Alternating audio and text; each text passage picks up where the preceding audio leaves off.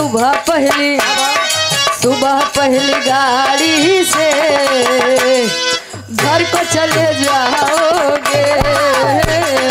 सुबह पहली गाड़ी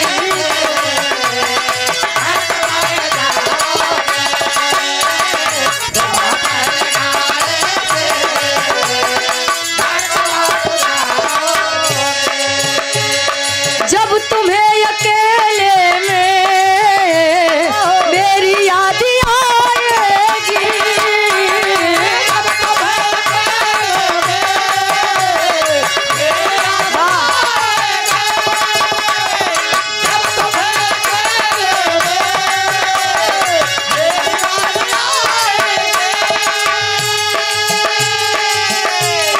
जब तुम्हें अकेले में मेरी याद आएगी।